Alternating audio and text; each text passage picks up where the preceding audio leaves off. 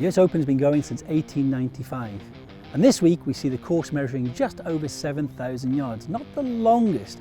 However, it has the smallest greens on the PGA Tour.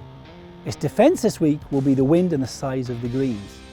What kind of skills will the players need to have during this week? First and foremost, they're going to need to control the ball flight, landing the ball onto those tricky greens. So I want to talk to you about how you can control your ball flight in those windy conditions. So let's look at the two wind directions, wind against and wind behind.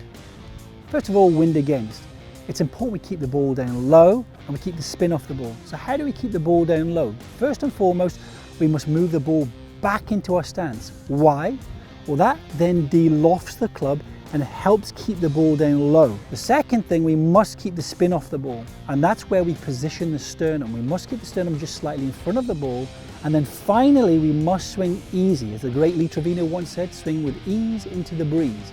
The harder you swing it, the more spin we put on the ball, and it defeats the object of keeping it down low. So now you know how to keep the ball low, but what if you wanted to hit the ball high? Well, let me show you.